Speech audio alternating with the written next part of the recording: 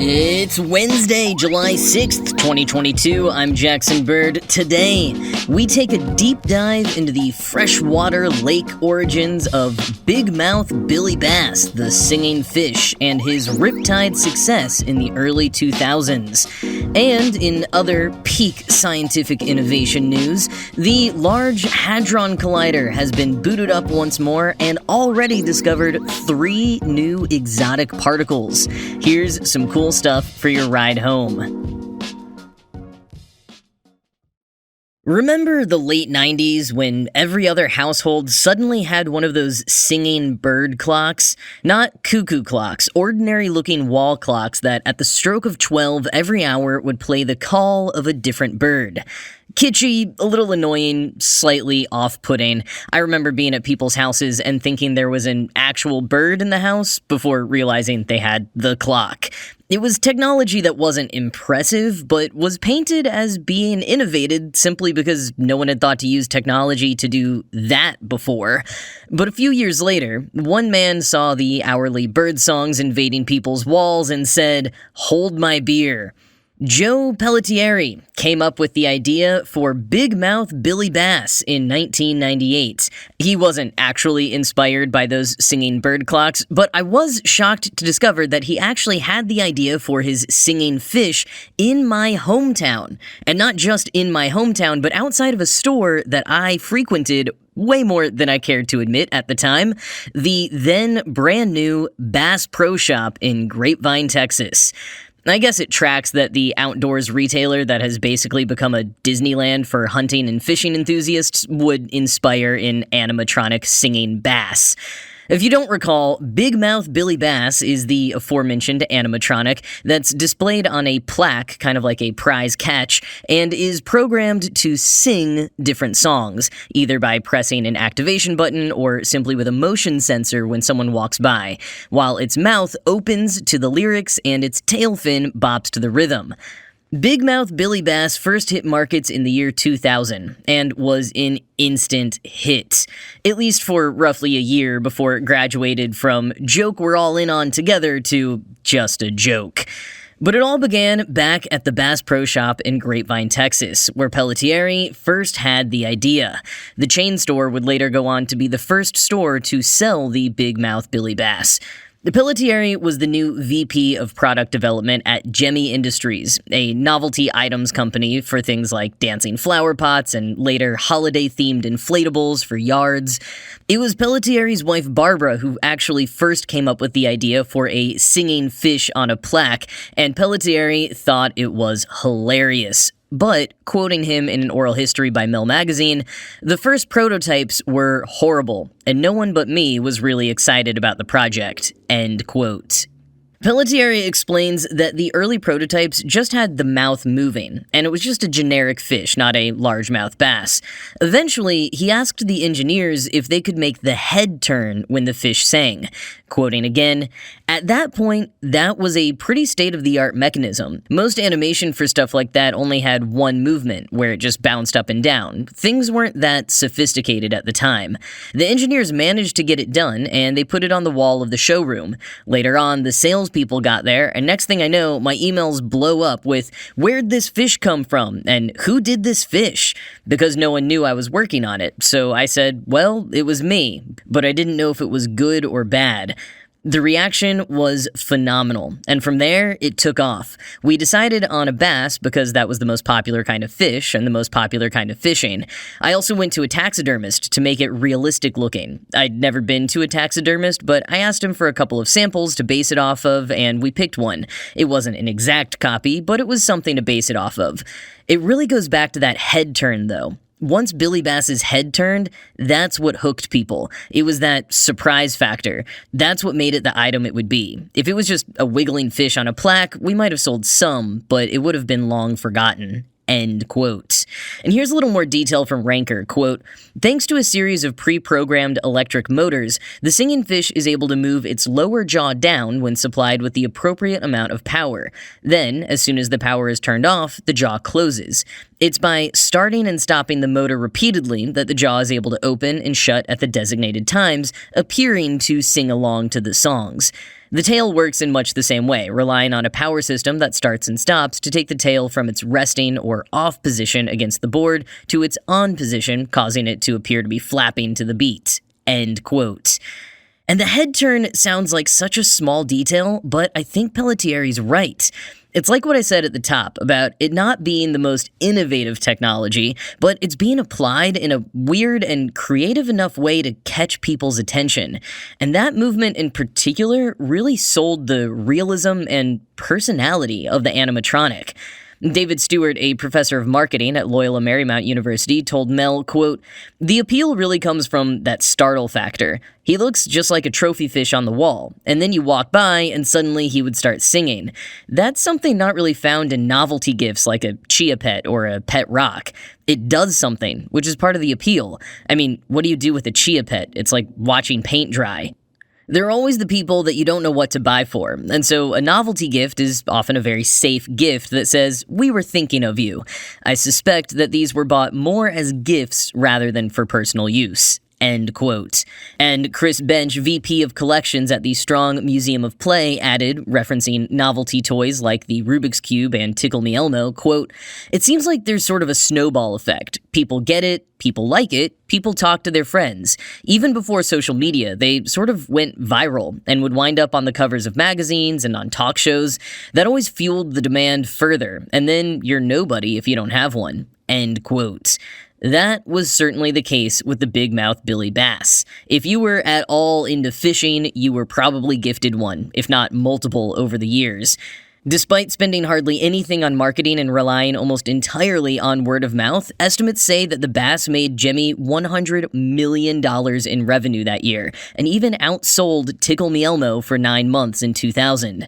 And tons of famous people were seen putting them up in their homes.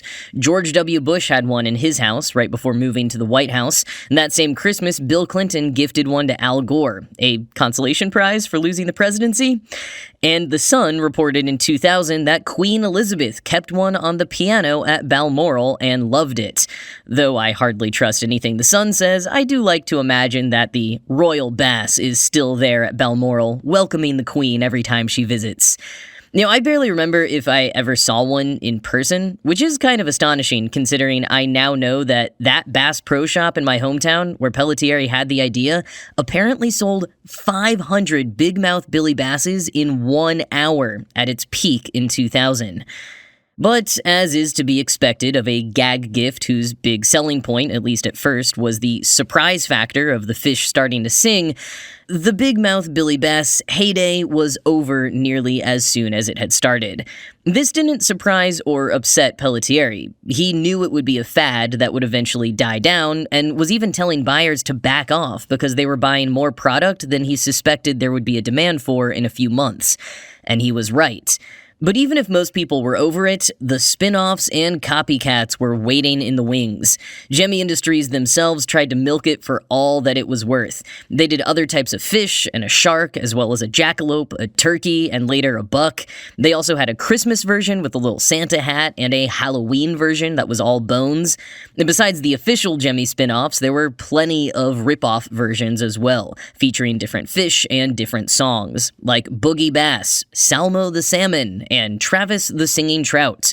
But as for the first Billy Bass song, Pelletieri says the idea was always to do Al Green's Take Me to the River. The original model also came with a second song, which someone else on the team picked to be Don't Worry, Be Happy. The company hired cover artists to perform the tracks, but Al Green and his team still got the royalties. In fact, co-writer of Take Me to the River, Teenie Hodges, says that he made more money from Big Mouth Billy Bass than any song he ever recorded. Pelletieri was right about that initial song choice. While other songs are certainly fun, there's something about that one that really adds to the pathos of the gag. As Ranker put it, quote, "Not only is its signature song Take Me to the River hilarious in its irony, a fish stuck to a piece of wood in your living room is essentially begging you through song to set it free, but it taps into a deeper narrative about America's pursuit of freedom. After all, anyone staring into the eyes of the singing fish at the end of the workday would likely rather be down at the river too, right?" End quote. In the years since, Big Mouth Billy Bass has continued to reside in the public consciousness as a relic of turn-of-the-century kitsch. He shows up in pop culture with surprising regularity, from The Simpsons to The Sopranos, and more recently in an episode of What We Do in the Shadows, and even on TikTok, where creative technologist Kevin Heckart connected a Big Mouth Billy Bass as well as several other spin-off animals to smart speakers and regularly posts videos of them singing the different parts of popular songs, all harmonizing together. His biggest hit is Billy Bass, Tommy Trout, Frankie the Fish, and Cool Catfish performing Wellerman, the big sea shanty that took over the internet last year. There's been a lot of creative things done by individuals with Big Mouth Billy Basses over the years. There's the Billy Bass Adoption Center located in the Flying Fish restaurants in Little Rock, Memphis, and Dallas, where if you've gotten tired of your old Billy Bass, you can give it to the restaurant. They'll give you adoption papers and a free catfish plate, and then hang it on the wall with over 300 other Billy Bass plaques. And if you, like me, are thinking that TikTok guy is a genius connecting a Billy Bass to a smart speaker, never fear. Gemmy Industries actually teamed up with Amazon 4 years ago to introduce an official Alexa-enabled Big Mouth Billy Bass. Because as us millennials are constantly reminding you, it's always a good time to relive the golden years of the late 90s.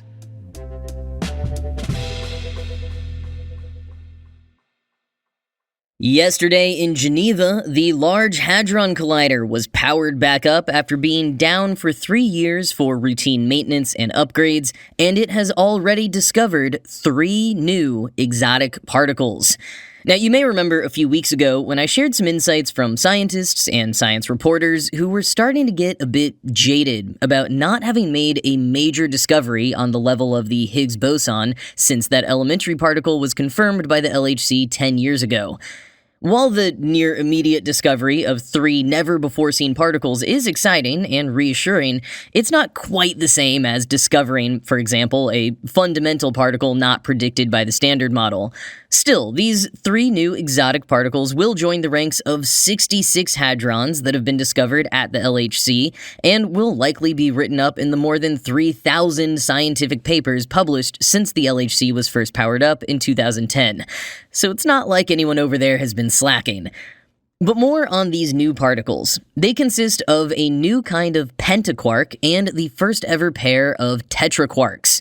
A little background from CERN in an official press release, quote, "Quarks are elementary particles and come in 6 flavors: up, down, strange, charm, top, and bottom. They usually combine together in groups of 2s and 3s to form hadrons, such as the protons and neutrons that make up atomic nuclei. More rarely, however, they can also combine into 4-quark and 5-quark particles, or tetraquarks and pentaquarks. These exotic hadrons were predicted by theorists at the same time as conventional hadrons, about 6 decades ago, but only relatively recently, in the past 20 years, have they been observed by LHCb and other experiments." End quote. The new pentaquark discovered yesterday is the first one found to contain a strange quark, and the tetraquark pair includes a double electrically charged tetraquark made up of charm and up quarks and strange and down antiquarks, along with its neutral counterparts. All of which might not mean too much to most people, so what is the larger relevance here? Chris Parks, the spokesperson for the LHC-B international collaboration responsible for the new discovery, said in a statement, quote, "Finding new kinds of tetraquarks and pentaquarks and measuring their properties will help theorists develop a unified model of exotic hadrons, the exact nature of which is largely unknown. It will also help to better understand conventional hadrons." End quote. LHCb physics coordinator Niels Tuning added, quote, "The more analyses we perform, the more kinds of exotic hadrons we find. We're witnessing a period of discovery similar to the 1950s, when a particle zoo of hadrons started being discovered and ultimately led to the quark model of conventional hadrons in the 1960s. We're creating Particle Zoo 2.0, end quote. And even though they're usually the ones making the headlines, new particle discoveries are not all that LHC does. Particle physicist Freya Bleckman told Gizmodo that work at the LHC also includes studying how matter sticks together, how well-known nuclear forces work on a much more detailed level, and more. And this latest iteration of the LHC promises to deliver so much. Its upgrades include faster and more precise detectors, higher energies, and faster speeds. Yesterday, they ran collisions at a record-breaking 13.6 tera electron volts, according to CERN's Director General Fabiola Giannotti. Parks, the LHCb spokesperson, says they're hoping this run of the collider will collect around 10 times as much data as the previous one. Within that data will be way more hadron discoveries and many more opportunities to learn more about the Higgs boson, but maybe also deeper findings about the subatomic world that go beyond the standard model of particle physics. And if they're really, really lucky, some answers about the nature of dark matter. Though, like I emphasized a few weeks ago, even when a big discovery does happen, it can still take years or generations for it to be fully understood. As breakneck as some parts of scientific advances are or can seem, much of the process of discovery really does move quite slowly, especially when compared to particles being accelerated to almost the speed of light.